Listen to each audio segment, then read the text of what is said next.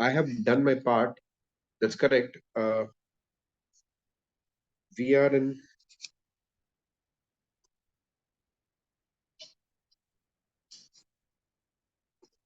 July of 1977, a special.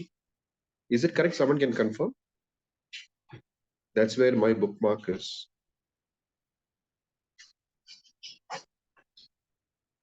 Induleka Mataji, I see that you've joined. Induleka Mataji. Where did we stop? Krishna, Where, sorry, yeah, Prabhu, I just came from the temple now. Just now I returned, Prabhu. No problem. Do you know where we stopped? Give me a second. I'll just open the book. Yes.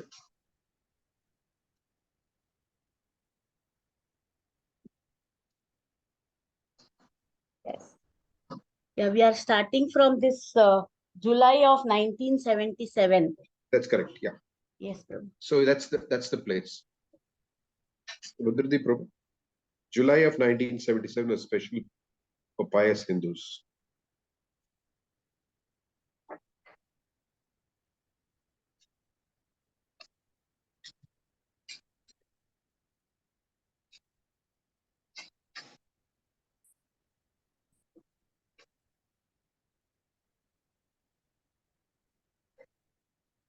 July 20th.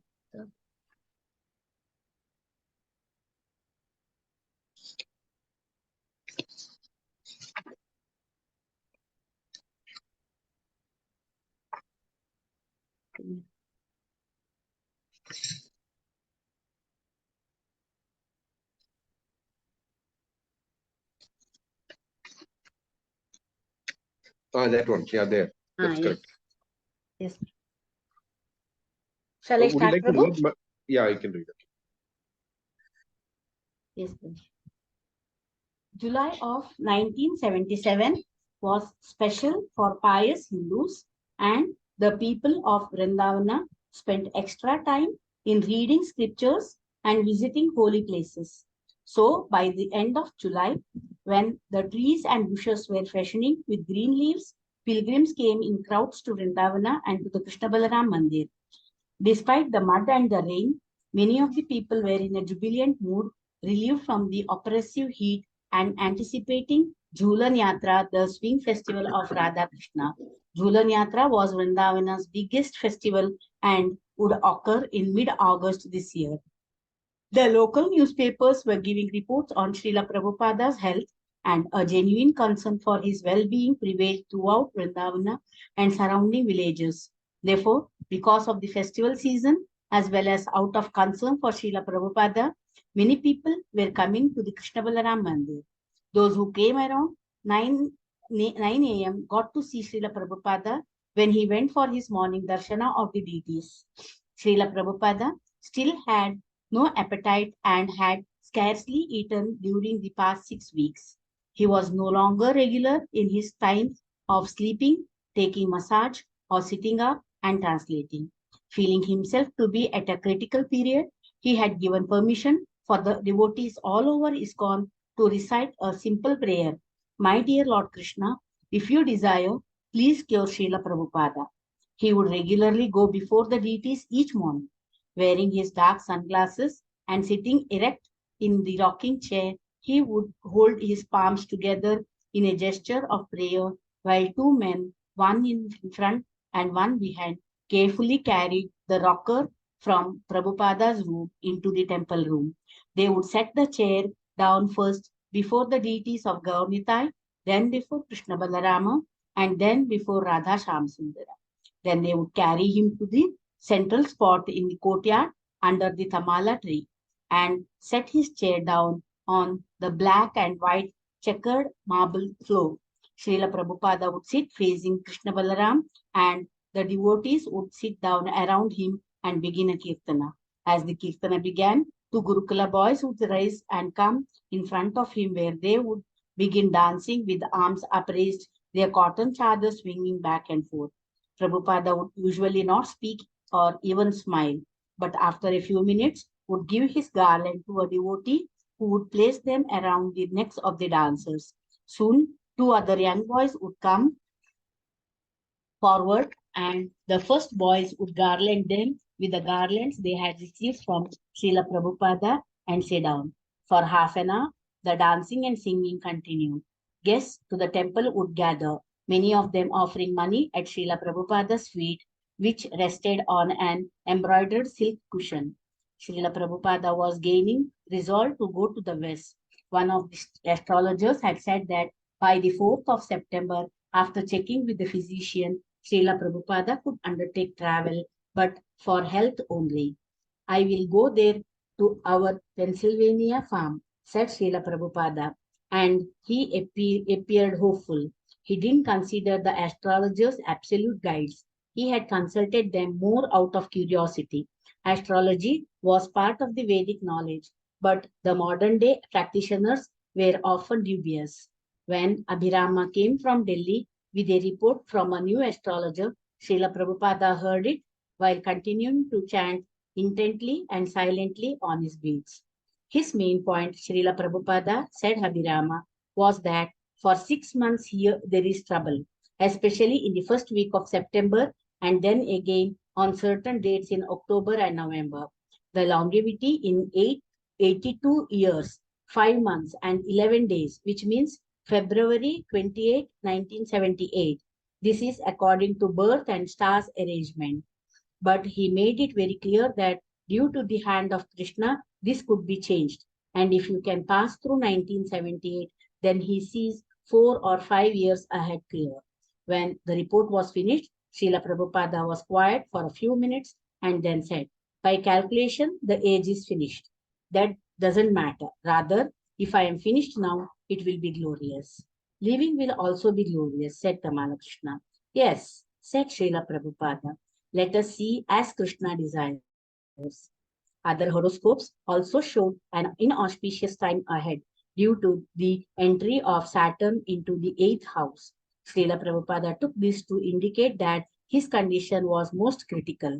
In either case, whether according to the stars or according to Krishna, who could change destiny, everything was in Krishna's hands. But Srila Prabhupada was still inclined to tour the West. If I can work a little more, he said, our society will be very strong. I want to see that what I have done is made still stronger. Prabhupada's talk of travel, however, coincided with the increasing weakness. He talked less. When Tamala Krishna tried to encourage him to translate, he replied, when I get inspiration, I will take it up. Don't try to force me. I am going through a difficult time and I am now feeling restless. It is not mechanical. The Julhan Yatra pilgrims were mostly villagers. Many were from Rajasthan. The men and women wearing bright colored clothes and the women wearing heavy gold and silver bangles and bracelets which clanked as they walked barefoot on the roads. The numbers of mendicant sadhus also increased, and they became a common sight, with their ash or clay-covered bodies marked with brightly colored tilaka. The Yamuna had flooded in many places and was too swift for bathing or swimming. Thousands of visitors came to the Krishna Balaram Mandir, which was now one of the most popular temples in all of northern India. Evening Aarti at Krishna Balaram was so crowded that resident devotees couldn't attend but could only stand in the back of the courtyard at the edge of a packed, jostling crowd. Some of the Gurukula boys would greet the guests with Hindi back-to-back Godhead magazines, with each boy selling 200 or 300 magazines a night. Srila Prabhupada was glad to hear this. A few of Srila Prabhupada's disciples from the West also arrived just to be with him, hoping to render some menial service. When Prabhupada received them in his dark, cool quarters, he was sitting up on his bed. One of the arrivals, Madhudvisha, had left Krishna consciousness for more than a year, but now came before Prabhupada, shaven-headed and wearing Vaishnava tilaka. Don't leave us, said Prabhupada feelingly. You can stay as Grahastha, but don't leave us. To Satsvarupa, Prabhupada said, I like your magazine Back to Godhead, especially the article Srila Prabhupada Speaks Out. Shrutakirti, who had come from Hawaii, showed Prabhupada some candles they were producing and selling. And Prabhupada laughed. You Westerners, he said, There is no scarcity of money, but now I have taught you how to spend it. For more than half an hour, Prabhupada went on talking pleasantly. Later, Tamalakrishna told the devotees that Prabhupada's outlook seemed to change depending on the people around him and the news he received, and he told them of Prabhupada's plans to go to the West. That evening, when Srila Prabhupada called for Kamala and others, the devotees gathered and went up to Prabhupada's balcony, not knowing what to expect. Srila Prabhupada was lying on his bed. Sit down, he said. I want simply to see you all. It gives me vital force. Mercifully and lovingly, he looked upon his devotees as they sat around him. The air was filled with frankincense, billowing from the pot of coals Upendra had prepared for keeping mosquitoes away. Evening Aarti began in the temple, and the sounds of the Kirtana rose to the little balcony. One by one, the men present began to massage Prabhupada. Shrutakirti and Satswarupa were each massaging a leg, while Tamala Krishna massaged Prabhupada's head. Another devotee fan. Prabhupada lay back with his eyes closed peacefully. You are all Vaishnavas, he said. Be merciful to me. Srila Prabhupada frankly wanted to hear good news. It inspired him to continue. He didn't want to hear other news. His secretary would read him letters in the afternoon, and Prabhupada began allowing the other devotees to be present. Once, when they entered his room, he said, if in this world there is one Vaishnava, he can deliver all the world. You are that one Vaishnava, Srila Prabhupada, said Swatswarupa. You become, said Srila Prabhupada. Each of you, why not? We can try, said Guru Prapaswami. Yes, try, said Srila Prabhupada. But follow, do not imitate. Today we have a letter about book distribution, said Tamala Krishna, the monthly report. That is the real good news, said Prabhupada. And he listened with full attention as Tamala Krishna read the BBT newsletter. He was pleased and absorbed, sometimes shaking his head and smiling to hear the achievements of his disciples. Then he heard a long letter from Ganeshama about his triumphant book distribution in Eastern Europe. When he heard a letter from Tulasidasa, who was developing a Krishna conscious farm community in South Africa, he commented, This letter makes my chest swell that I have such disciples performing such activities. In another letter, a devotee wrote a prayer stating that all his god brothers were praying for Prabhupada and he hoped that Krishna would respond. Surely, said Prabhupada, I am practically living on your prayers. I haven't eaten in the last 6 months, so I must be simply living on your prayers. And hearing in a letter from South America, that devotees were praying for him, he said, I think I will have to stay. Krishna is very kind. He is Bhakta Vatsala. So many devotees are praying. It cannot be frustrated. I think this is why I am feeling inspiration to go out.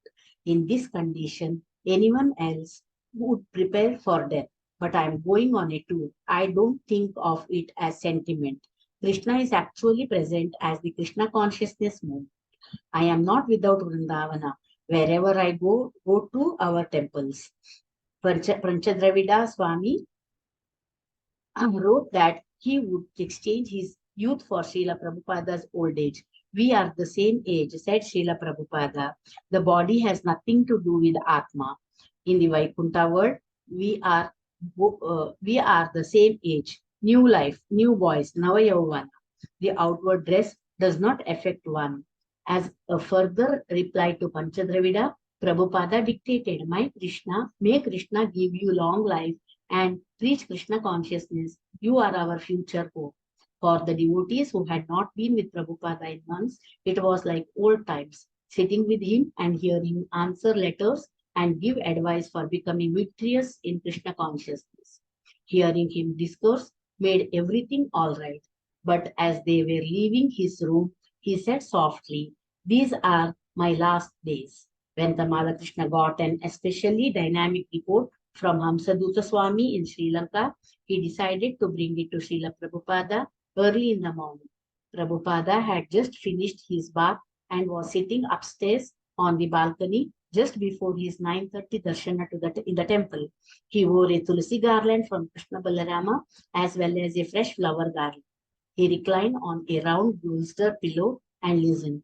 Hamsaduta's letter contained news of a debate he was having with the famous atheist in Colombo, a Dr. Kowood. As soon as Kamalakrishna began to read the letter, however, Prabhupada asked to hear Dr. Kowood's response. Kamalakrishna then began reading from a news clipping enclosed in the letter. Das and Swami asked whether scientists can make a chicken to come out of a plastic egg. Kamalakrishna read, I do not know whether they are aware that scientists have made over 10 elements such as fermium, plutonium, instinium. Prabhupada interrupted, Rascal, you are simply producing empty sound. Where is the chicken? Rascal, the chicken, the hen is better than the scientist. She has produced another egg within a week. You simply say that this and that, this and that, this and that. That's all. What is your value? Why don't you give? Hare Krishna. Yes, Hare Prabhu. Krishna. Yes, Prabhu. Your voice trailed off. We can't hear you. You said, I do not know whether they are aware that scientists have made. From there, your voice trailed off. Okay, Prabhu. I don't know. Maybe some issue with my internet, Prabhu. I'll Now read it's again. better. Now it's better. Yeah. Yes, Prabhu. I'll read again, Prabhu. You can come closer to the mic or something. Yes, Prabhu. Now it's okay, Prabhu? If you could speak closer to the mic, I think it may be better. Now it's okay, Prabhu? Yeah.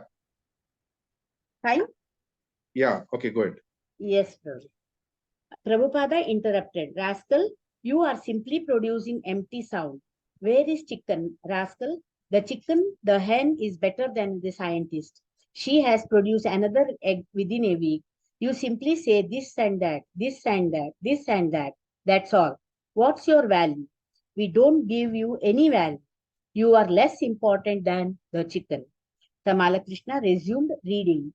We have created over 10 elements that even God, again Prabhupada interrupted. Who cares for your creation? Without your creation, the egg is there. No, he says. Kamala Krishna went back to reading the text. Even God could not create them because he did not know the technology involved in making them. God picks on your mouth, said Prabhupada. He doesn't require to take your creation. Without your creation, he can do everything. God picks on your mouth with shoes. Talkative nonsense. Tell him like that. I'm sure Hamsadutta did, said Tamala Krishna. Next, we will read his reply. Anyway, the scientist goes on. Are these two men aware of the success of the Sri Lanka scientist Dr. Prabhupada? Who cares of his scientists? The Nobel Prize winner is synthesizing amino acids. Nobel Prize winner, scoffed Srila Prabhupada. Another rascal has given him a Nobel Prize. He is a rascal, and another rascal has given. Suri Sakshi Matta. In a liquor house, the witness is a drunkard. If there is an incident within the liquor shop and the proprietor of the liquor shop has brought some witnesses, but all of them are drunkards, what is the value of that? As soon as you are drunkard, immediately you are rejected. Kamala Krishna read on, and Prabhupada continued to interrupt him at almost every sentence. The devotees had not seen Prabhupada so fiery in weeks. When Kamala Krishna read Hamsaduta's reply, Prabhupada was pleased to see how many of the same points his disciples had made. He is putting very strong arguments, said Prabhupada. This is preaching. Two factors. Okay, can you yes, just pause? Yes. Yes. Okay, so here we see how Prabhupada says that just seeing his disciples gives him vital force, and he just liked to see his disciples. So this is the estimation that Prabhupada had of his own disciple.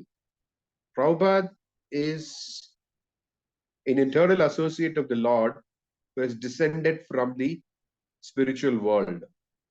Nevertheless, he says that seeing his disciples gives him vital force. So sometimes there is this argument that there is Srila Prabhupada who's pure and perfect, and everybody else is just fallen. Prabhupada just uh, picked up devotees, picked up souls who were very fallen, and he just converted them into Vaishnavas. That's a fact. But at the same time, uh, Prabhupada did have a high estimation of the devotional standing of his disciples after they've taken up to Krishna consciousness. At other times, he also said that his disciples were placed in different parts of the world in preparation for the Krishna consciousness movement. Just like when Krishna appears, the demigods appear also to assist in the pastimes of the Lord. So Prabhupada also said that several of his disciples were placed in different parts of the world so that they could assist him in Krishna consciousness, spreading the Krishna consciousness movement. Now, one other thing that there are several things, whatever we read here, Prabhupada is expressing the purpose of Prabhupada being in this world is expressed in that one sentence. Prabhupada descending from the spiritual world is expressed in that one sentence. If in this world there is one Vaishnava, he can deliver all the world. And this is the exact sentence or exact meaning when Prabhupada writes in the preface to the Bhagavad Gita, if by all his efforts, one person can become a pure devotee of the Lord, then he would consider all his efforts to be successful. So when Satsarup Maharaj Rai says, you are that one Vaishnava Srila Prabhupada, Satsarupa, you become Sat Prabhupada, each of you. Why not? So this is Prabhupada's mission. It's encapsulated in that one sentence that he wanted to make Vaishnavas, pure Vaishnavas, who can deliver the whole world. And that is the expectation that he had from each of his followers. Prabhupada says, you become Sat Prabhupada, each of you. Why not? So when we remember, what is it that we have to do in Krishna consciousness? This is what we have to do. Make our lives perfect and deliver the whole world. Because Prabhupada says, each of you. This is maybe a very lofty task, but that is the mandate that Prabhupada has given to all his followers. And we see how Prabhupada, I just read that sentence again. I simply want to see you all. It gives me vital force. At the end of that, Prabhupada laid back with his eyes closed peacefully. You're all Vaishnavas, he said. Be merciful to me. Now, this is the mood of a pure devotee. He takes everything as the mercy of his spiritual master. So, and Prabhupada is feeling enlivened when he hears reports about Ganesham Prabhu, who later became Bhakti Tirtha Swami, and Tulsidas, Ganesham Prabhu distributing books in Eastern Europe. Those were the communist bloc at that time. So Prabhupada is very enlivened to hear that. And also Tulsidas, who is developing a Krishna conscious farm community in South Africa. And this particular exchange between Amsaduta Swami and Kovur, Dr. Abraham Kovur, is reproduced in full in the book Life Comes from Life. Although I'm being a little bit surprised that in the recent editions, I have not seen them. I don't know why they're not there anymore, but need to find out. But those of you who have read it, I've read that over and over and over again. so many times during my college days. I still remember some of the arguments on the top of my head. But it would be a good exercise for us to go through that again. It's very enlivening, very strong, and as Prabhupada says, he's putting very strong arguments at Prabhupada that this is preaching. So Prabhupada is very clear about the position of anyone who claims to have any knowledge. Because in the Vedic tradition, where knowledge can only be observed, can be acquired from Shastra. That is real knowledge. Every other knowledge, as Prabhupada would say, is Kupa Manduka Nyaya. Kupa Mandu means a frog in the well. Kupa is well. Manduka means frog. So the maximum diameter of a well is generally 10 feet or 20 feet. I mean, big wells could be 20 feet, but not more than that. Normally, wells are 4 to 6 feet or more, but 20 is generally the largest. So even if you multiply 20 by 100 times, still what is that size when compared to the size of a ocean? So a frog in a well cannot estimate the size of an ocean even if it wants to try. It is beyond the comprehension of its mind, because even when 1000 times the size of the well is difficult to comprehend for a small frog, what to speak of, I mean, a lens far bigger than that. So therefore Prabhupada says the frog keeps thinking, is it bigger, bigger, bigger, bigger, bigger? And then it bursts. Its body begins to puff up, and its body explodes. That is the word from where the word puffed up comes from. The frog puffing its body, and then the frog exploding in trying to understand the depth of the width of the ocean. So Prabhupada says here that what is the value of one such frog, uh, one such frog commending another such frog. So he says that these are like drunkards in a liquor shop. If one drunkard says the other drunkard is great, what is the value of that? So Prabhupada calls that the Suri, no, not Prabhupada, this uses the Suri Sakshi Mata, the logic of with the witness is a drunkard.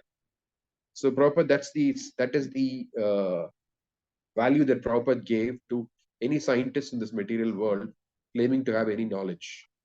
What knowledge they have is very tiny, minuscule, relative, and irrelevant for the purposes of attaining realization of God or devotional service. So that knowledge is very, very insignificant. Practically, it's childish because all the major streams of knowledge are presented in the Vedic literatures, and those knowledge which are helpful for us to realize a relationship with God, including Ayurveda. So there is enough of descriptions of that. Of course, Ayurveda has been lost today, and we have some modern science which has some ideas about health to whatever extent they have. And Prabhupada was very, Prabhupada followed the principle of utilities. As Prabhupada said, utilities are a principle. So whatever helps in our devotional service, we take advantage of it. But he was not willing to give them more credit than what is due, because even modern doctors know, they know very little of the human body. Whatever they know, they're trying to help out with that knowledge, but it's very limited. To get a comprehensive picture of the human body is not easy. So they can't cure everything that the body has. They don't understand everything that happens in the body, but to whatever extent they know, they're trying to cure. Okay.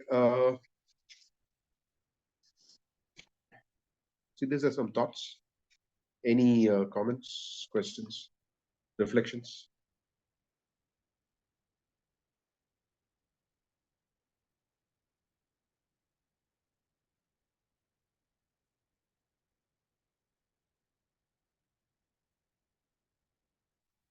Okay, Mataji, you can continue.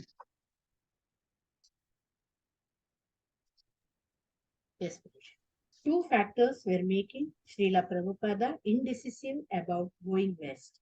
One was the worldly formalities of passport and US residency card, and the other was Srila Prabhupada's personal hesitancy based on reports from the astrologer.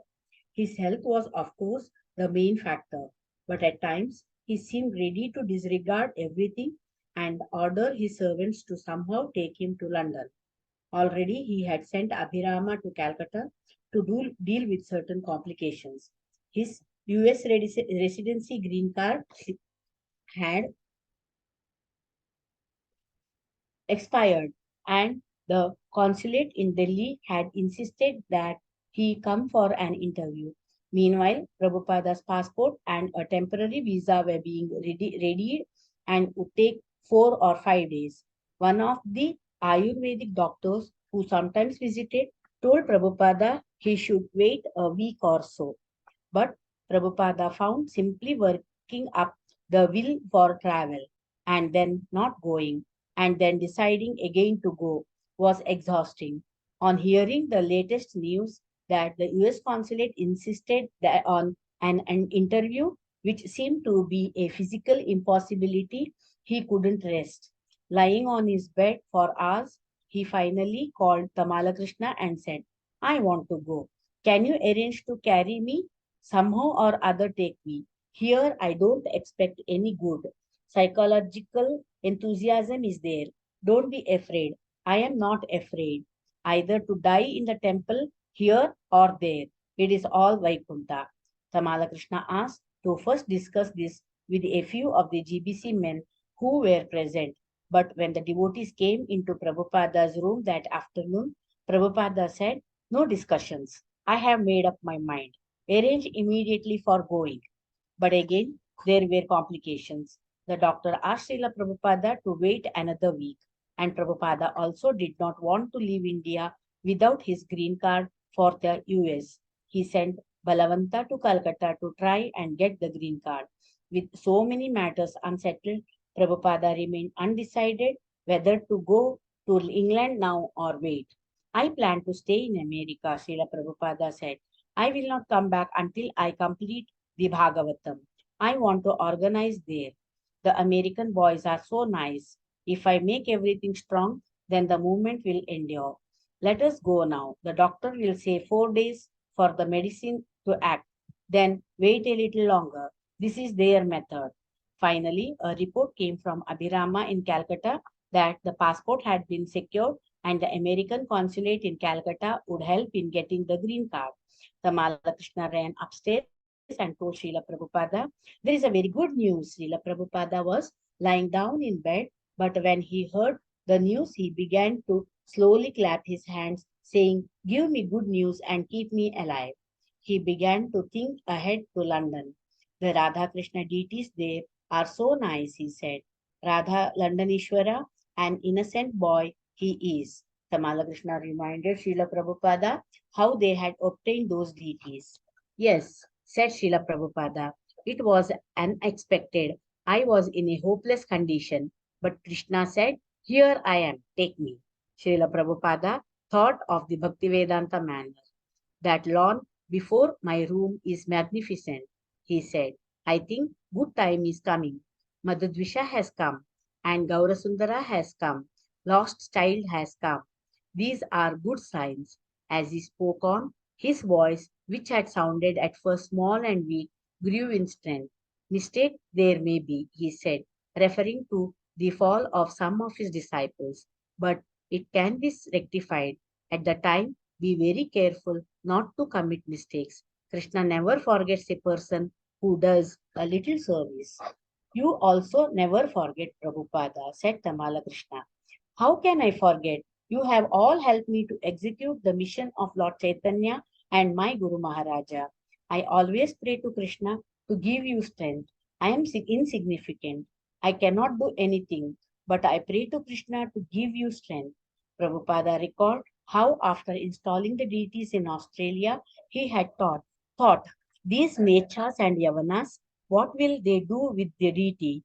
Then, the next time he went there, he saw that they were worshipping nicely. Try to do everything nicely, he said, and Krishna will help. Whatever I have done has been done on this principle.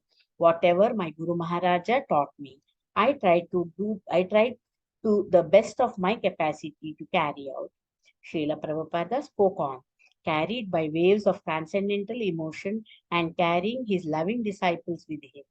When I go to America, he said, especially Los Angeles and New York, I feel at home. At the mention of New York, he began to remember his first days there. I was like a street boy, he said. I was going here and there, sightseeing. I was in New York City, but one morning I saw all the walls were white. How have they become white? Who was whitewashed them? I thought. I went downstairs and there was so much snow. I went with an umbrella and purchased a pack of milk in the snow. At that time, I was living in a dungeon. It was always dark, but I didn't care. Whatever difficulty, I didn't care. I only wanted to preach. Sometimes people would touch me like men on the Bowery, but no one was inimical. Everyone was friendly, even the bums. When I went to enter my New York building, the bums would get up from where they were lying down and let me pass by. I couldn't understand the difference between friend and enemy. Prabhupada said a friend of his has been shocked to hear that he was moving to the Bowery. Oh, Swamiji, his friend had said, you have gone to Bowery Street? It's a horrible place. I passed through many dangers, continued Prabhupada, and I couldn't understand that here is danger. Everywhere I thought, this is my home. Srila Prabhupada recalled random details of his first preaching endeavors at 26 Second Avenue. I was working very hard, he said, lecturing at 7 in the morning and 7 in the evening, cooking and distributing prasadam to anyone who was coming. Do you remember Satswarupa? You would bring some mango and fruit. Daily you would come. Those days are past. Now I feel happiness remembering those days. Remember that boy, uh, Prayadasha, he would eat so many chapatis. He would never have enough. Every time he wanted more, I would give him 4 chapatis at a time. Kirtanananda, Achutananda, 75 people would attend that Sunday feast. Prabhupada recalled the first San Francisco temple, the first Los Angeles temple, going to Seattle, pushing Gaurasundara to go to Hawaii, receiving a letter from Govindadasi in Hawaii who said that it was mango season, except that when Prabhupada went there, it was rat season. And all night, the rats were running in the rafters. This is a new life, this Krishna consciousness, said Srila Prabhupada. There is no doubt about it. His thoughts returned to his upcoming tour, and he said he could sleep in 3 seats across in the airplane. But he cautioned the devotees to be careful that once he got to America, he not get kidnapped. Previously, he had considered that Krishna may have been detaining him from going to the west so that he would not be disturbed by the demons. But now he would go in any case. Prabhupada was ready to leave, but the delays and anxieties persisted. Balavanta returned from Calcutta, but Srila Prabhupada was not pleased to see him. Why he demanded why? He demanded. Had he come back without Abhirama? Balavanta said he had wanted to be with Srila Prabhupada and he thought that Abhirama could handle the last steps of getting the green card. Prabhupada reprimanded Balavanta, saying service to the Guru was better than being with him. Then Tamala Krishna left for Delhi to arrange for the tickets. When 2 days later Srila Prabhupada learned that there might be a delay of several days before Tamala Krishna and the other Americans in the party could leave India, he said he could leave immediately without them, taking Shrutakirti as his servant. Then Prabhupada heard of an airport strike in London, and the night before his scheduled departure, his health worsened. Many devotees urged him not to go, but amazingly, the tickets and passport arrived, and at midnight on August 28, after his 6 month stay in Vrindavana, Srila Prabhupada and his party left from the front gate of the Krishna Balaram Mandir and headed for Delhi in a caravan of cars. Just as Prabhupada was leaving, Bisan Chandra Seth, a friend of Prabhupada's in Vrindavana, had come and protested. It will not be good if something happens and you leave your body outside of Vrindavana. Prabhupada told Mr. Seth that because his disciples were so much in love with him, he could not easily refuse their request. If the trip became too difficult, he said he would return immediately. He told Mr. Seth that he was simply depending on Krishna. Prabhupada rode lying on a mattress in the back seat of his car, and after 2 hours of driving over roads greatly damaged by flooding, they reached Delhi airport. Srila Prabhupada waited in the car. The early morning was warm, and the devotees opened the car doors. Bhavananda Goswami, who had just been released from the jail in Bengal, had arrived in time to see Srila Prabhupada. Bhavananda approached the car and placed his head on Prabhupada's face. How are you? Prabhupada asked. Bhavananda reported that everything was improving in Mayapur. All the local sadhus and citizens were now siding with ISKCON against the hoodlums who had attacked the temple. Srila Prabhupada was moved to an airport waiting room prior to going through the customs formalities. About 10 devotees were there to see him off as he left with his party of four: Tamala Krishna, Upendra, Pradyumna, and Pradyumna's wife Arundhati.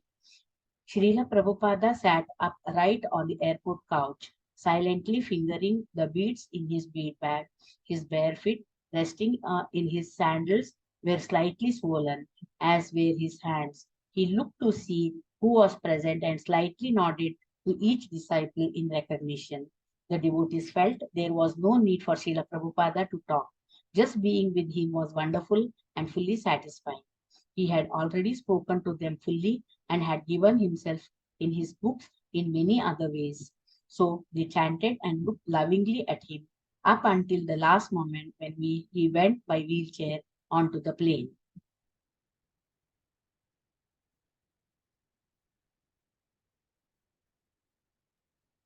Can you go to the next chapter?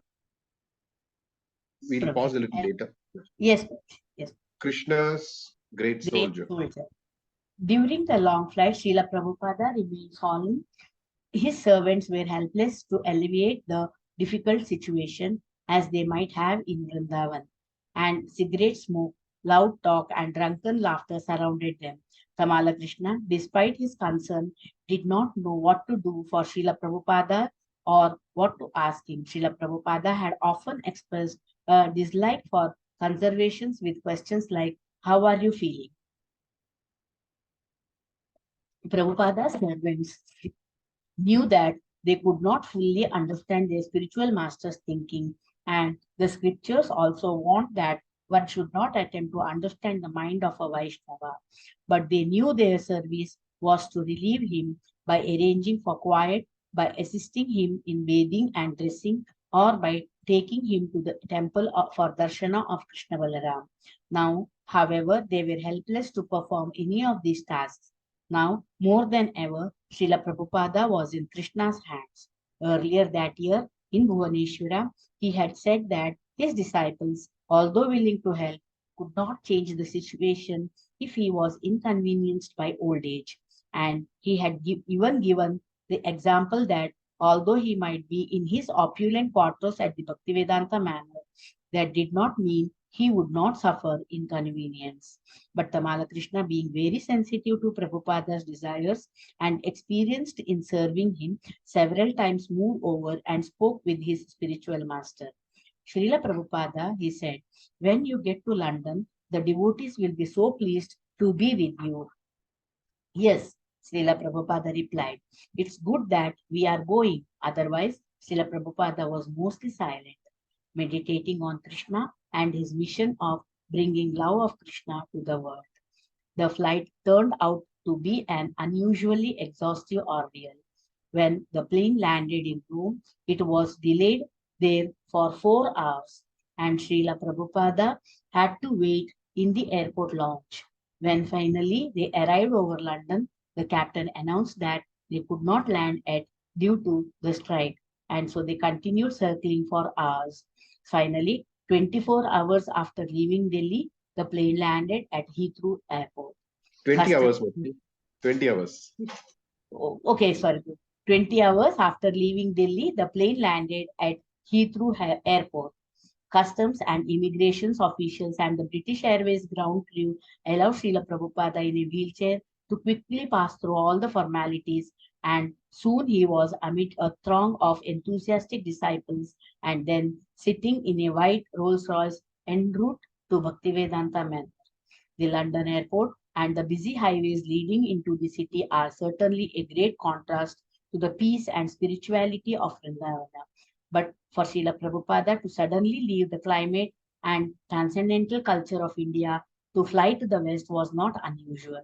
He had been doing that, going from east to west, from north to south, from one nation to another, to the snowlands, to the tropics, and to the cities, to the jungles, mixing with white people, black people, and Orientals at an almost constant pace for years. He was no Hindu village guru suddenly astounded to see hundreds of automobiles racing on the highway, or to see factory smoke or skyscrapers, or the blind rat race of meat eaters. There was no question of culture shock for Srila Prabhupada, but there was a shock for his disciples in London who had never imagined that he would be so thin or that anyone could travel in such condition. For the devotees who had been at the airport to meet him, it had been a heart-rending experience. Even those who had heard the reports of Prabhupada in Vrindavana were not emotionally prepared for such a change. Prabhupada was as transcendental as ever, or even more than ever. But the devotees were shocked at first to see him so different. Now he appeared like a powerful sage who had been undergoing long austerities for the benefit of humankind and who had become transcendental to his body, although living within it. At Bhaktivedanta Manor, Srila Prabhupada went from the car to a palanquin and entered the temple room, where about 300 disciples and well-wishers were waiting to be with him. Devotees from all the ISKCON centers in northern and southern Europe had rushed to England on a last-minute notice.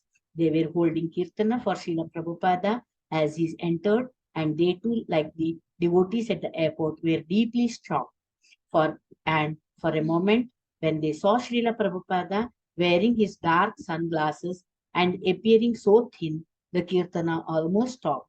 Yet they simultaneously remained joyful and ecstatic, realizing that despite such difficulty, he had actually come to the West to be with them and encourage their Krishna consciousness. They had been praying for him for months. The prayer, "My dear Lord Krishna, if you desire, please cure Srila Prabhupada," had been printed on the banner and hung over Prabhupada's Vyasasana. The devotees of England, wanting to reciprocate with Srila Prabhupada with more than just the sentiment of their words, were also leading the world in transcendental book distribution. When a few weeks ago they had heard that Srila Prabhupada might be coming to England, it hadn't seemed possible, considering his physical condition.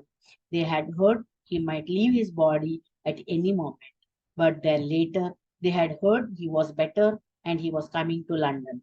Even when they had heard he was definitely coming, they had been incredulous. But now it had come true. The DT room curtains were open, and Srila Prabhupada beheld Radha Gokulananda. Some devotees stood in front of him, and with a small gesture characteristic of his hand, he waved them aside. Without any change of expression, he sat with concentrated attention, facing the gorgeously dressed deities of Radha Gokulananda, whom he had named 4 years ago when calling for them to come and be worshipped here by the devotees of England. Without saying a word, Prabhupada went up to his room, where as many devotees as possible joined him. He had always said he felt comfortably at home. Mati, can you read a little slowly? Yeah. Yes, Prabhuji. Without saying a word, Prabhupada went up to his room, where as many devotees as possible joined him. He had always said he felt comfortably at home in these quarters. And once again, he was pleased to see outside his window the large lawn, the lake, and the ducks. The devotees sat before him with their palms folded, aware that this was no casual meeting. They had already offered their lives completely to Srila Prabhupada, and there was nothing more they could offer in words that would equal their dedication. A devotee placed a large silver plate full of prasadam on the table before Srila Prabhupada. He picked up a milk sweet and tasted it, then a piece of mango. The 100 devotees who squeezed into the room and looked in from the doorway watched his every movement with fixed attention. There was complete silence. Then Srila Prabhupada looked up, smiling. So, he said, is everyone all right? Jai, Srila Prabhupada, was the warm reply. The tension of seeing Srila Prabhupada's different appearance suddenly melted, and everyone simply wanted to make him feel comfortable and to please him with their service. For the rest of the day, Srila Prabhupada remained alone resting. Tamala Krishna lectured to the devotees in the temple room, explaining how Srila Prabhupada had decided it was better to travel, even at such a great risk, than to be invalid. Kamala Krishna told how someone had suggested Srila Prabhupada go to Tehran or Italy or France because of the airport strike in London. But how he had said, I want to go to London. Srila Prabhupada has come to take shelter of you, said Kamala Krishna. He said that according to Shastra, a devotee should stay in Vrindavan, especially at the end of his life.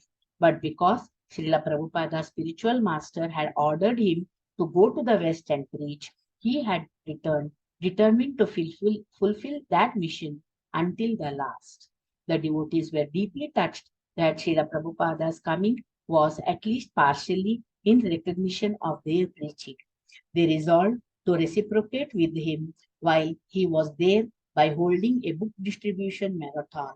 If they showed him their dedication by preaching, maybe he would stay a long time. At 2 o'clock the next morning, Bhagavan and Tamala Krishna went into Srila Prabhupada's quarters to attend him. Srila Prabhupada, who had just awakened, was very pleased to see Bhagavan, his leader from the southern Europe. This was why he had come to the West, to be with his preachers and to be encouraged by them. Tamala had brought me with great difficulty, said Srila Prabhupada. It was the correct thing, I thought. What is the use of dying? Better to come. So Krishna Balrama had placed me in the care of Radha Gokulananda. Bhagavan presented Srila Prabhupada with some newly printed books. In Italian, Bhagavad Gita as it is, another volume of Srimad Bhagavatam in French, and other books in Dutch. The total book distribution in Europe, Bhagavan reported, had surpassed that of America. Kamala, did you hear that? Prabhupada asked. This is my life. Come here. Srila Prabhupada began rubbing Bhagavan's head, and tears fell from his eyes. You have no problems, he said to Bhagavan. In his own work on Srila Prabhupada's behalf, Bhagavan had been encountering a rough period. But when Srila Prabhupada said, you have no problems, he took it that if he persevered, everything would be all right. As long as he stayed engaged in devotional service, he had no problems. For Bhagavan, there was no need for Prabhupada to say more. Prabhupada's order was already his heart and soul. But now that order and Srila Prabhupada's love entered deeper into his heart, Srila Prabhupada's mood was one of the pure thankfulness without his usual critical instructions. He simply wanted to be with his devotees and encourage them. Produce books, said Srila Prabhupada. These books are all the mercy of my Guru Maharaja. No author throughout the world has written so many books. Shakespeare, Milton, Dickens, neither their books have been so widely read or with such appreciation. When Prabhupada came down to the temple in the morning, all the devotees were able to be with him. Devotees here are all Vaikuntha men, said Srila Prabhupada. Good looking and nice dressing. Gokulananda is so beautiful. I shall be glad to die in that condition amongst the devotees and seeing Gokulananda. The devotees had come to see that Srila Prabhupada actually looked very wonderful in his dark sunglasses and freshly pressed silk dhoti and kurta with clean, clear Vaishnava tilaka on his forehead. He would come gliding down the stairs on the palanquin, carefully carried by two able-bodied disciples, and he would sit on the Vyasasana and watch them perform Kirtana of the holy name. Since he rarely spoke, the Kirtana and his appreciation of it was the main exchange between him and his disciples. Externally, Srila Prabhupada gave very little indication of even appreciating the Kirtan. Those who were standing or dancing near to him, however, could see behind his glasses the tears sprinkling from the corners of his eyes and onto his cheeks. And all the devotees chanted and danced, rejoicing in the knowledge that Srila Prabhupada simply wanted to be with them. They knew that although he was a pure devotee and self satisfied, he could actually be inspired by his disciples' affection, by their intense enthusiasm to serve and praise Krishna under his order. He could become enlivened to stay in the world longer and preach. The devotees, in the manner, agreed that Radha Gokulananda seemed to be looking especially at Srila Prabhupada and he was looking especially at them. Some felt that by witnessing Srila Prabhupada and Radha Gokulananda, they were looking directly upon the spiritual world, seeing Krishna and his pure devotee. Therefore, there was no need for talks or demonstrations further than what Srila Prabhupada was giving everyone by coming to be with them in the temple room. Each morning, the Kirtanas would build enthusiastically. The Malakrishna asked that devotees not sing the Guru Puja song because it created too much emotion for Srila Prabhupada. So they chanted the Panchatattva mantra and then Hare Krishna. After half an hour, the singing and chanting would be fervent, and Srila Prabhupada would sometimes tap his thumbs together. Just the slightest movement of his body increased the intensity of the kirtana. Then, with the raising of one finger, Srila Prabhupada set the whole room full of hundreds of devotees into jumping ecstasy. The devotees felt that by chanting Hare Krishna and dancing, they were somehow singing and praying for Srila Prabhupada's good health and continued life. Srila Prabhupada would sit unmoving, but devotees knew his desires, and many of them continued jumping several feet into the air, almost touching the chandeliers. After a wild transcendental hour of Kirtana, Srila Prabhupada would go upstairs again, carried over the heads of the devotees on the palanquin. When the devotees in London heard that Srila Prabhupada was getting many invitations to go to America, they began to worry. They were thinking this would be the last time they would see him, and they wanted to keep him with them forever. If they could distribute an incredible number of books, then maybe he would live longer and stay longer at Bhaktivedanta Manor. They were already feeling privileged that Srila Prabhupada had chosen their temple out of all others. And as they spoke among themselves, they concluded that Landanishwara and Radha Gokulananda must be Prabhupada's favorite deities. They realized that aside from chanting and serving, there was nothing they could do to help Srila Prabhupada and keep him with them. And this inability made them helpless. Despite their efforts, everything was up to Krishna. Srila Prabhupada confided to his secretary that he was disturbed by thoughts of India and that he had no wish to go back. In India, he said, whatever project I made, the government has simply given me obstacles. I had to tax my brain so much. India, he said, had lost its culture. Now they think everyone is God and they do not understand bhakti, the teachings of the Bhagavad Gita, from the members of the parliament to the members of the street. Everywhere there is suspicion that I have brought the CIA. Such a mistake they have made. Since Srila Prabhupada had come to London, his emotions were much more noticeable than before. Where he would have checked his emotions before, he now did not or could not. He frequently cried in ecstasy because he was saturated with the love for Krishna. At any moment, his tears might come. While hearing a kirtana, seeing the deities, hearing of a devotee service, the tears would pour down his cheeks, making his visage more beautiful. At other times, he would utter a long, deep "Hmm," not out of physical pain, since he said he was quite all right, but out of his Krishna conscious emotions, the ecstasy of his love of God. After a few days, Srila Prabhupada got a good report on the progress of his US residency. Balavanta had gone to Washington, D.C., and now phoned to say Srila Prabhupada would have no difficulty in getting his expired residency renewed. All the officials Balavanta had contacted were friendly and invited Srila Prabhupada to return.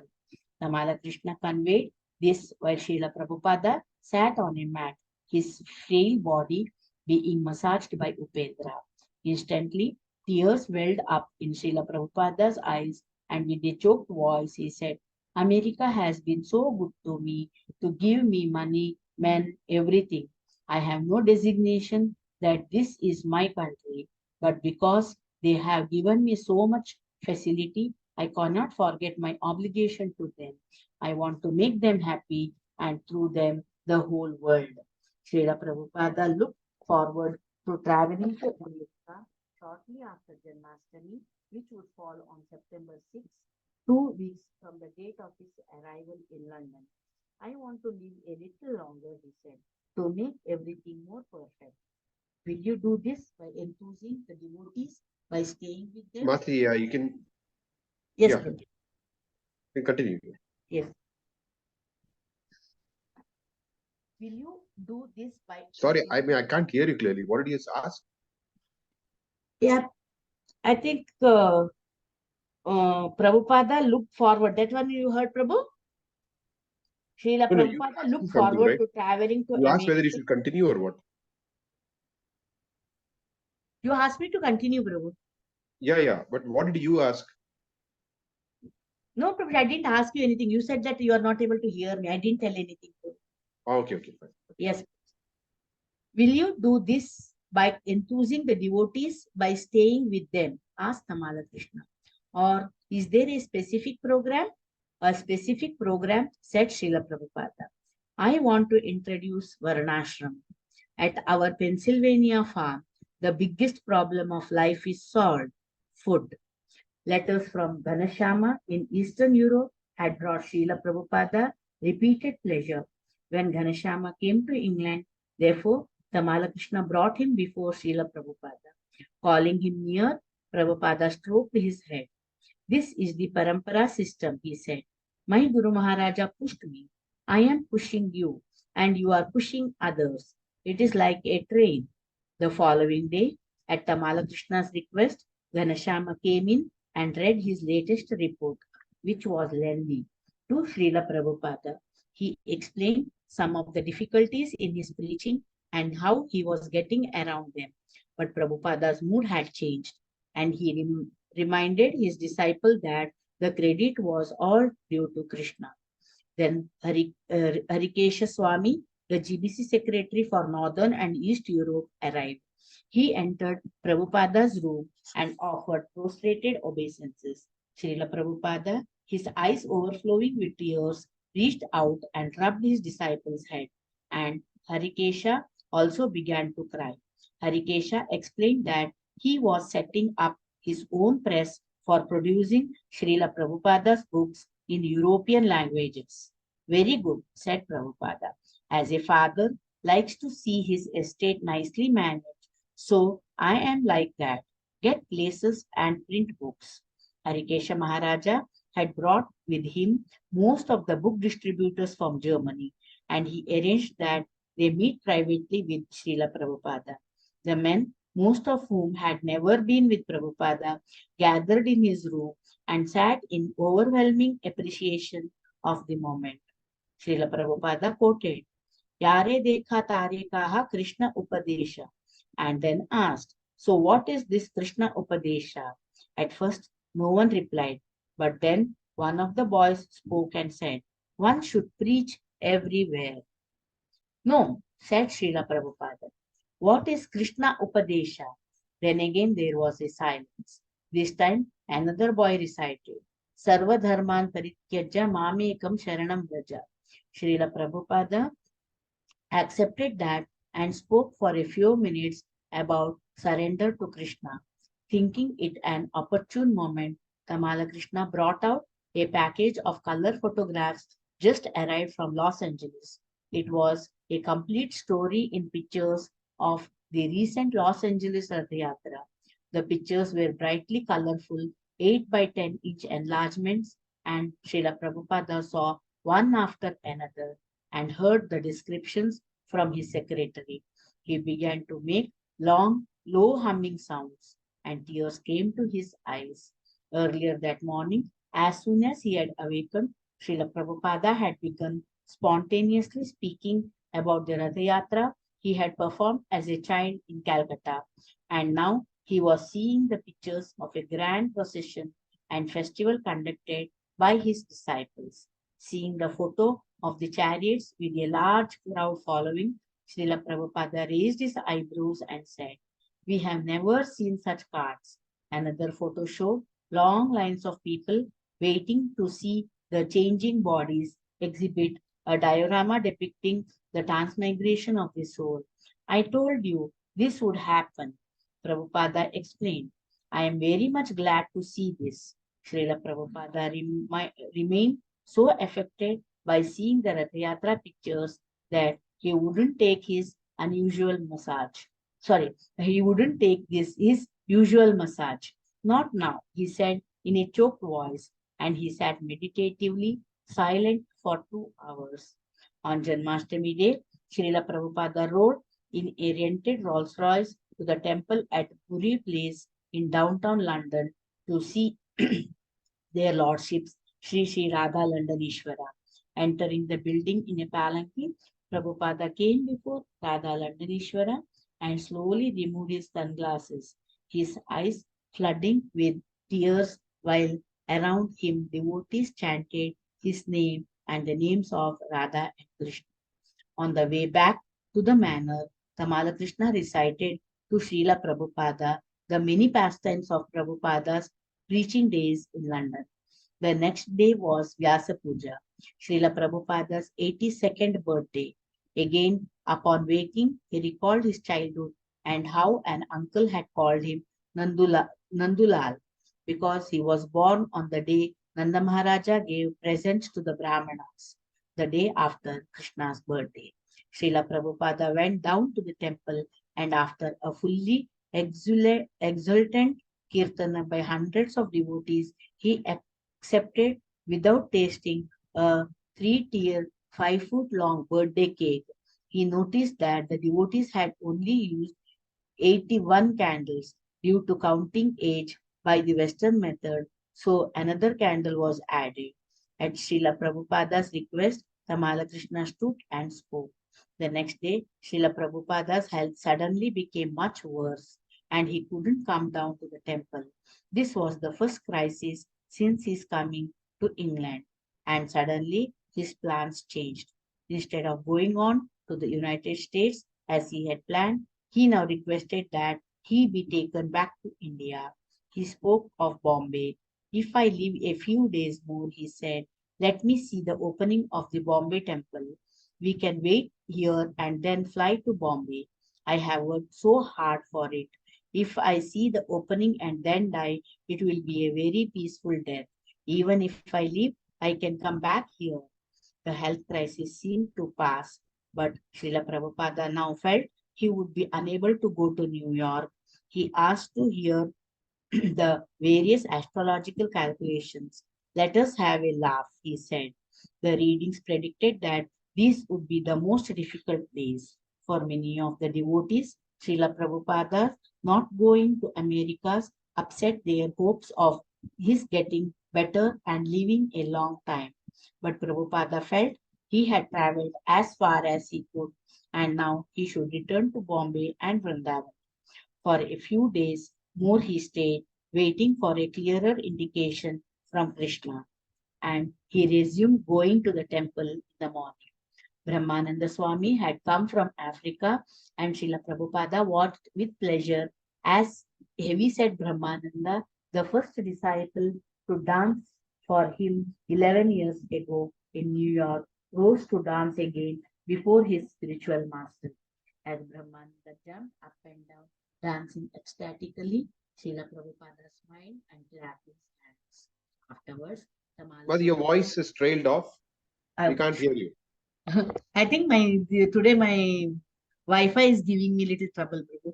I'm sorry, Prabhuji. If any if I should continue, I can, Prabhu. No You can problem. continue. Very briefly it goes. Yes, Prabhuji. Yes, Prabhuji. As Brahmananda jumped up and down, dancing ecstatically, Srila Prabhupada smiled and clapped his hands. Afterwards, Tamala Krishna asked Srila Prabhupada what he had prayed that morning as he had sat looking intently at the deities. Prabhupada replied, I was praying to Radha Gokulananda to please engage me in the service of Sri Sri Radha Rasmithari. Srila Prabhupada wanted to return to India, and his desire was his servant's order. If I survive this time, he said, we shall do Vrindavana Parikrama. You can carry me on a palanquin. At the airport, there were delays. During the wait, Tamara Krishna put earphones on Srila Prabhupada so he could listen to a tape recorded kirtana. Prabhupada slowly rocked his head, listening until finally he was allowed to board the aircraft riding in a wheelchair. Shall I continue, Prabhu? Yes, Mataji. Yes. September 14. With the no disruptive incidents, Srila Prabhupada arrived with his party in Bombay, where he was promptly escorted from the plane into a waiting car and driven to Hare Krishna land at Juhu. This time, the elevator worked, and Srila Prabhupada reached his quarters on the fifth floor and went at once to bed. He called for Giriraja, who came and sat on the floor beside the bed. Prabhupada told him how in Vrindavana, Mr. Somaya, a very important man of Bombay, known to both of them, had come to see him in bed and had started to cry out of sympathy. Prabhupada then told Giriraja of his pleasant stay in London, especially monitoring the Kirtana, which he said were wonderful. When Giriraja asked if the chiseling and hammering and other noises of temple construction in Bombay were going to disturb him, he replied that it was like music. He then lay back and rested. When Prabhupada awoke at the end of the day, Kamala Krishna asked him if the noises were bothering him. These sounds do not disturb me at all, he replied, because I am thinking that work is being completed. You can note the distinction, how in London I was feeling restless, but here not. It is because I like Bombay. Of all the cities in India, I like it the most. Srila Prabhupada wanted to get reports from some of his sannyasi disciples in Bombay. He heard good news from Gargamuni Swami of his party selling complete sets of Srimad Bhagavatam and Chaitanya Charitamrita and also other books to libraries and universities throughout India. Now they were preparing to go into Muslim countries to sell books. Whoever preaches in the Muslim countries, said Srila Prabhupada, I take the dust of his feet on my head. Lokanatha Swami told Srila Prabhupada of his success in traveling to Indian villages in a bullock cart. Srila Prabhupada loved it. Within a day or two of his return to India, Prabhupada had abandoned the simple regimen he had agreed upon with a doctor in England. The doctor had said Prabhupada was a difficult patient. Kamala Krishna mentioned that when he had told the doctor that Srila Prabhupada was trying to cooperate, the doctor had said Srila Prabhupada's only compromise was to wait until Friday instead of Thursday before traveling. Srila Prabhupada gave a little laugh and said, and then I went even earlier, Tuesday. Super compromise. I could understand when he wanted blood that he would begin his allopathic treatments. For weeks, Srila Prabhupada had been taking a commercially prepared food supplement, Complan, but now he refused it. What is the use of artificial food, he said, when there is natural? You Westerners like the taste of canned, frozen, preserved, rotten food. You eat and then keep the leftovers for 7 months, and this you like, and you like drinking cold milk. This complan is not fresh. I shall try to live on milk and fruit juice, nothing artificial. Srila Prabhupada's plan was to stay in Bombay and wait for the grand opening of the temple, now scheduled for Rama Vijaya Dashami in 5 weeks. But he didn't expect to get much stronger. Although he had spoken in favor of fresh food, he was actually taking nothing more than a little fruit juice and a little moong jala, water in which moong beans have been soaked. Srila Prabhupada began chanting constantly on his japa beads, which he insisted on keeping around his neck at all times. During his massage, he would finger the beads and silently chant, and even while resting, they remained around his neck. When Tamala Krishna asked Srila Prabhupada how he felt, he simply replied, crisis. After a few days, he named a certain Bombay doctor and suggested that he be brought in. But Tamala Krishna gave arguments as to why calling in at another doctor would not be good as at this time. Srila Prabhupada listened and agreed. Tamala Krishna said he felt confident that Srila Prabhupada would leave to see the temple opening in Bombay and later go on to Vrindavan. Srila Prabhupada seemed very relieved by these words and rubbed Tamala Krishna's head affectionately, saying, may your words be blessed. Bless me that I may fix up my mind.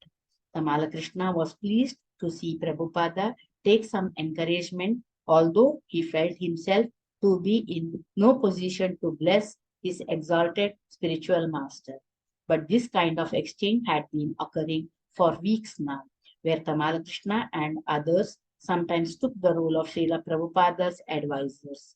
Such dealings made the disciples feel uncomfortable, yet because Srila Prabhupada was instigating the relationship, they accepted it as very intimate service. They had openly said, he had openly said, encourage me, and had allowed himself to become dependent in many ways on the care and intelligence of his disciples. Sometimes he was like a small child turning to his disciples to pick him up and carry him. But his disciples remained aware, and if they didn't, he reminded them that he was deliberately arranging and allowing this so that they could render him intimate service, for only by serving Krishna's pure devotee can one attain love of Krishna. This intimate service was completely spiritual, and for doctors who came and went with their medicines and prescriptions, it was incomprehensible. Srila Prabhupada was teaching his disciples right up until his last days, instructing them in how they should prepare for their own inevitable death. And he was also instructing them in the advanced stage of devotional service, testing them to see whether they were willing to serve, not just as official devotees, but out of spontaneous love, love which goes sometimes beyond the rules and regulations. This love was tested, for example, by the disciples' willingness to stay up all hours of the night and constantly attend Srila Prabhupada, assisting him in even his most basic bodily functions. And it was tested as Prabhupada engaged his disciples in the ordeal of deciding whether he should fight to live or pass away peacefully.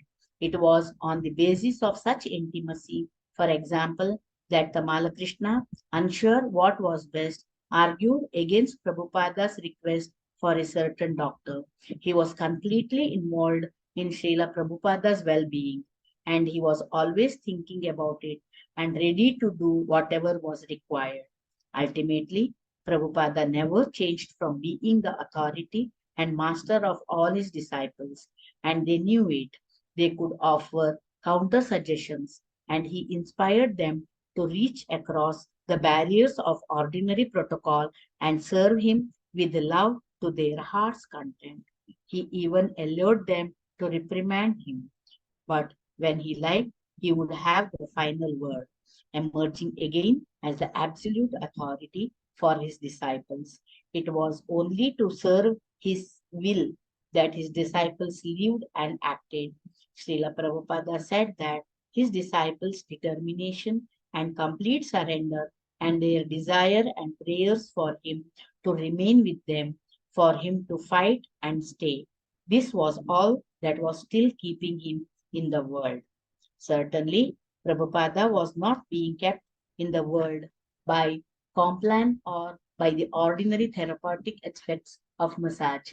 In fact, he was so thin that the massage were no longer actual massages, but were more soothing caresses, which could be given only by faithful, surrendered servants. When one day Tamalakrishna asked Prabhupada if he felt he could stay for 5 weeks until the temple opening, he replied, "If you encourage me." Whatever his condition, Srila Prabhupada always maintained his essence, aggressive in preaching Krishna consciousness, thoughtful of others, humorous, and completely devoted to Krishna. When Abhirama joined them from England and exclaimed that Srila Prabhupada's Bombay quarters were fit for Indra, the king of heaven, Srila Prabhupada broke into a big, sustained smile. When Tamala Krishna, after being absent for a few hours, returned before Prabhupada and explained, "I was just resting because I was tired from the trip." Srila Prabhupada replied by teasing him, "You already rested on the plane. You just like to sleep, especially in the car." When Tamala Krishna asked Prabhupada if he would see any important guests, Prabhupada replied that he would only see Mr. Bhogilal Patel and Mr. Mahadevia if they come. A few minutes later, as if summoned, Mr. Mahadevia showed up and was brought before Prabhupada. Although usually very talkative, Mr. Mahadevia seemed too shocked by Srila Prabhupada's appearance to speak as freely as usual. At Prabhupada's request, however, he described the present political climate in India. Prabhupada asked to be raised up, and he showed an unusual amount of interest in the report. "They are missing the point," he said. "The whole world is. This is the disease of the body. One party is no better than the other. It is stool, one side or the other. What they can do." Although Prabhupada was not able to go down to the temple for seeing Radha Rasvihari, he daily asked to see their picture, which he would look upon lovingly. He could also hear the Arati Kirtanas coming from the temporary temple. Then, one day, he asked that he framed picture of Radha Rasvihari be fixed to his bedpost so that he could see them always. On awakening one morning, Prabhupada immediately began talking. "Every living entity is suffering from Brahma down to the ant. There is no happiness." And then he closed his eyes. Later, he awoke and said, "Daivi hi esha gunamayi mama maya duratyaya." Tamala Krishna asked Prabhupada if he was thinking of these things while resting. "Yes," Prabhupada replied, "I was dreaming." Brahmananda Swami arrived from England, and Prabhupada spoke with him of how the senior disciples would have to maintain what he had given them. "You cannot expect me to have a young body like you," he said. "You cannot expect me to live forever. It will have to depend upon Krishna." Brahmananda listened with mixed pleasure and pain. He said that Prabhupada's quarters were beautiful and that not only these quarters but everything in the Krishna consciousness movement was simply made for Srila Prabhupada's pleasure. I cannot take these with me, Prabhupada replied. I am leaving them for you to use. Jayapataka Swami arrived from Mayapur asking Srila Prabhupada to sign a legal statement concerning the recent attack on the ISKCON center in Mayapur. Tamala Krishna said that Prabhupada had already written his will, stating that everything in his name belonged to ISKCON. He didn't want anything further to do with management. Srila Prabhupada confirmed this, saying, now there is no other way but to make me completely aloof from all management. Prabhupada wanted to stay absorbed in hearing the holy name and the Srimad Bhagavatam. He liked to sit up in bed, wearing his reading spectacles and looking at the photo of Radha Rasbihari, while a devotee read aloud from Srimad Bhagavatam. For hours at a time, he would meditate in this way, hearing and seeing Krishna. This was the medicine he desired. Those who observed him in this way could understand that he was completely transcendental to thoughts of his body and that he was relishing the reading with great relief. When Tamala Krishna suggested that these readings go on each day, Srila Prabhupada said, this is the most important thing. Read as much as possible. One evening, Tamalakrishna and Brahmananda recounted to Prabhupada the history of his purchasing the Bombay land. Prabhupada lay listening carefully to each word of the narration of his tolerance and triumph over many obstacles. At one point, Prabhupada interjected, that dog. The devotees paused, not knowing what he meant. Was he referring to the landlord or one of the politicians? But then he made it clear. He said that when he had stayed at the house of Mr. Sethi, he would have to ride each morning to Mr. Sethi's car to the beach and he would have to sit next to Mr. Sethi's big German Shepherd. Srila Prabhupada continued to talk, and as he did, both Tamalakrishna and Brahmananda realized that he was still conducting a battle. He was fighting for the strength to go on preaching for Radha Rasvihari if they desired. At the end of the recitation, Tamala Krishna offered his obeisances and said, all glories to Krishna's great soldier. Srila Prabhupada had been planning to stay for the Bombay temple opening and then go to Parikrama around Vrindavana. But now he thought of going early to Vrindavana. He asked that the GBC men and certain others present. I think we can stop with that. At the Yes, end of the recitation, Krishna's Tamal Krishna great offered his soldier. obeisance, said, all Yes, glories to Krishna's great yes, soldier. yes. Uh, okay. So, what a narration today of Prabhupada's coming from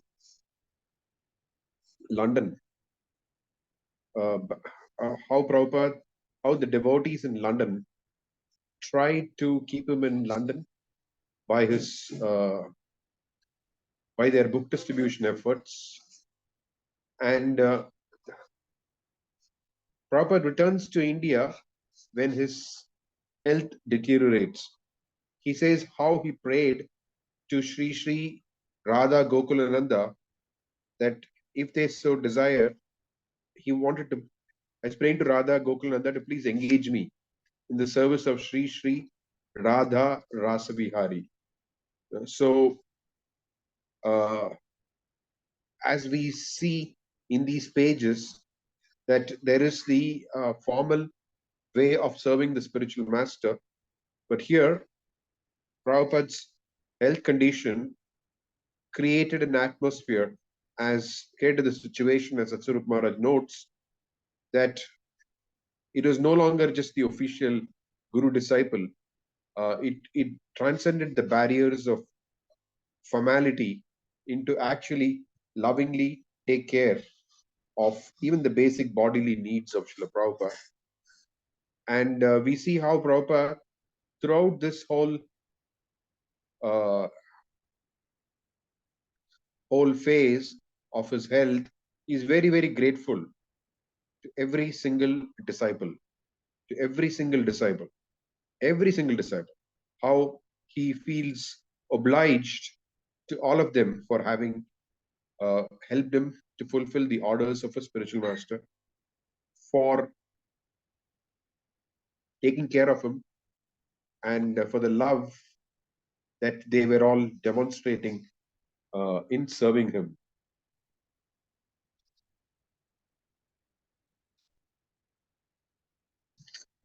I don't know what else to say, because there are so many, each thing we could speak for a long time. There is so many things in this. I leave it to you all to have something that, anything that struck you in particular, or some reflections, some comments, or any questions if you have.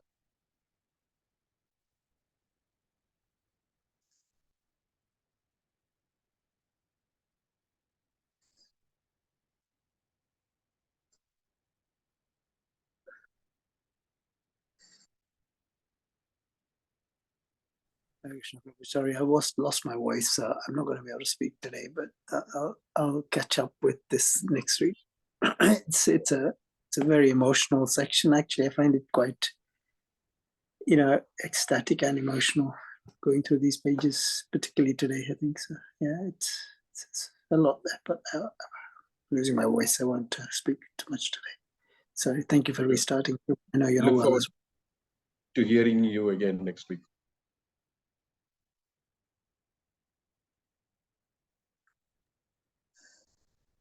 Hare Krishna, Prabhuji.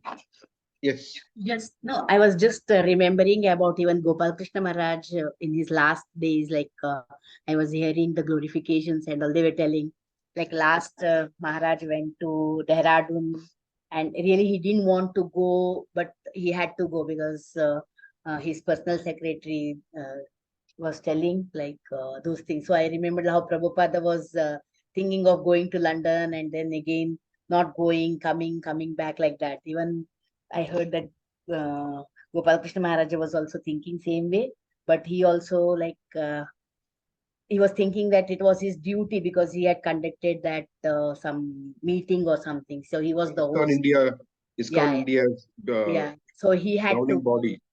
Yeah, how these great, this one till the last, they are not thinking of their body or inconveniences, but they are thinking of the movement or how to spread the Krishna consciousness. So that's what I was remembering while reading it. So, Yeah, I can add a few things because I happened to be there in Dehradun at those meetings.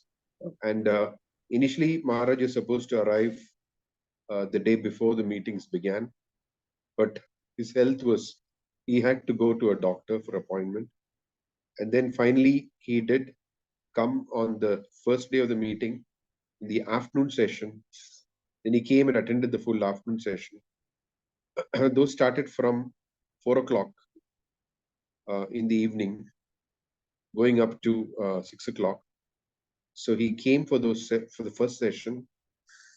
Then again, the next day morning, he came for the first session. And I remember after that first session, uh, I went up to him, and Maharaj was speaking about some matter that we had been dealing with.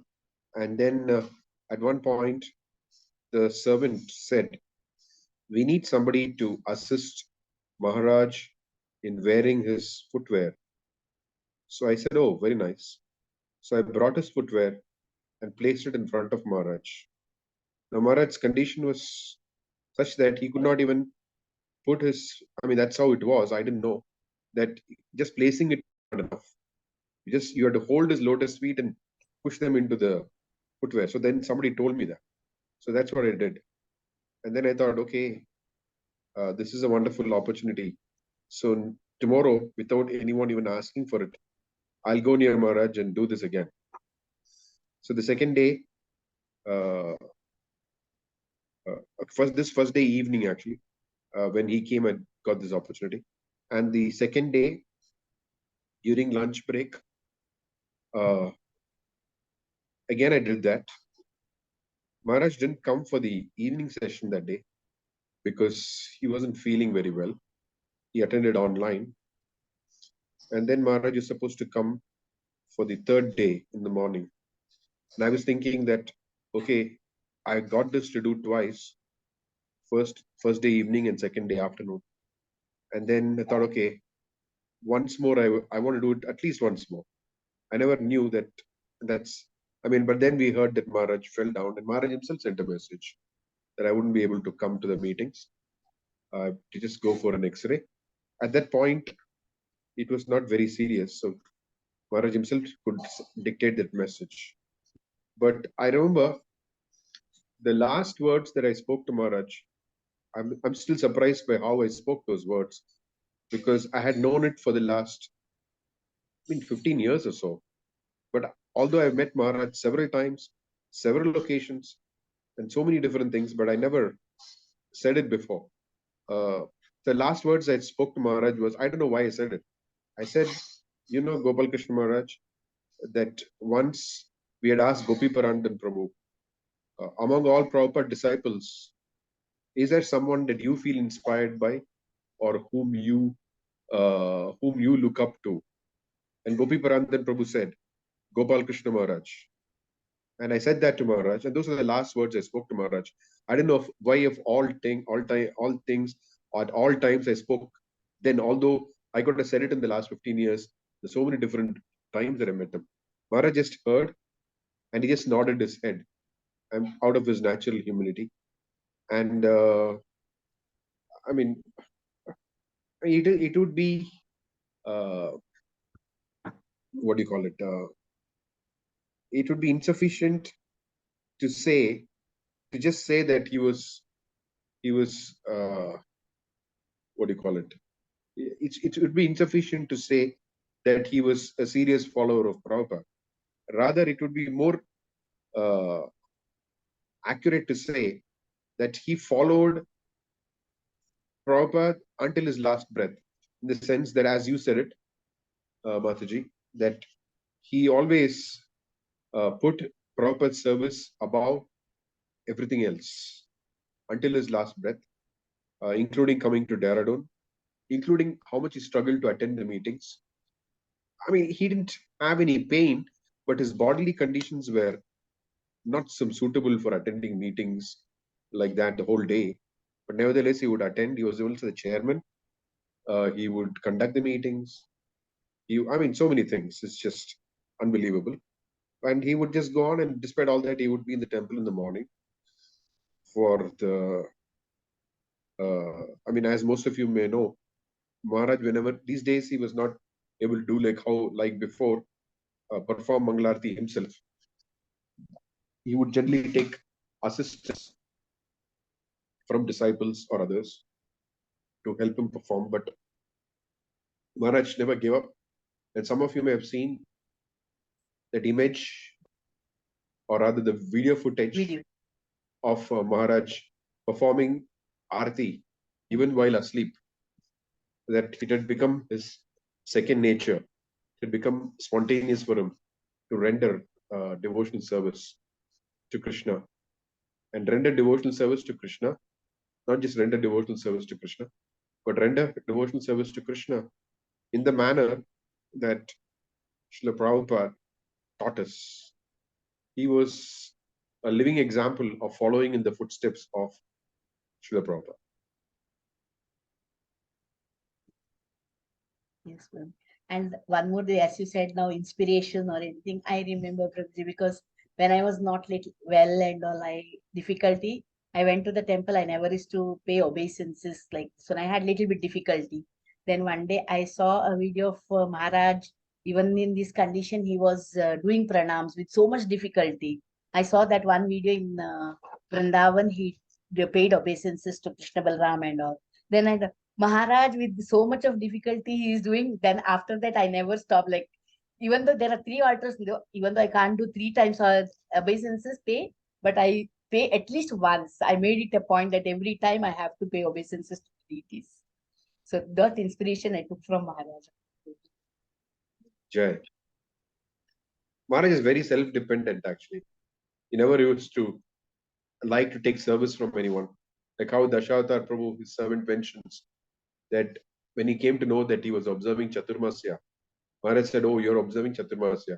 I should not take service from you." Yes, probably we have heard from that one. So when I read or heard all those things, when I read this Prabhupada's this one, I thought maybe same this one even followed by Gopal Krishna Maharaj, what Prabhupada had done at that time, and he has shown how to give service to his servants or to be like what to say to till the last breath to preach for Krishna consciousness. Same thing even Gopal Krishna Maharaj has followed the same thing. When I heard all these realizations and all from glorifications. He was never hesitant to Yes. execute the instructions of Srila Prabhupada. Never hesitant. Always determined to execute Srila Prabhupada's instructions. And in fact, one of his disciples mentions that how a famous Baba of India was brought to meet him. This is about, I think, last year or so.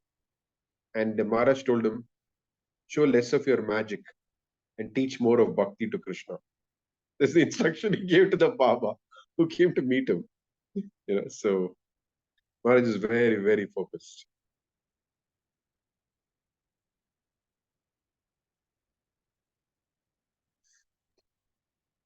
Prabhuji, one more, just this one I have. After Prabhupada established this all is gone even in India and all, at that time Srimati Murarji never met again Prabhupada, or did she leave? Left it? Oh no, yeah, he met her. Okay. Better. Okay, it is not mentioned, so I didn't know. Like maybe she left the body. I thought later she was also. No, if you read what is it? The Bombay Story. What's it called? Is the Bombay Story? What's the name of the? I'll build you a temple. Sorry, yeah. I'll build you a temple by Giriraj Maharaj. It's called the Bombay Story. I'll build you a temple. The Bombay Story. So you'll see there. Okay.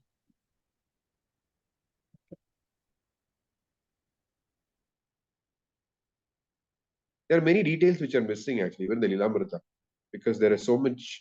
Prabhupada actually undergoes an operation also, a small operation in London, which is not mentioned here. And from my recollection, I don't think when the Prabhupada is going to Rishikesh is mentioned in the Lilamrita. Maybe it is, but I'll have to see.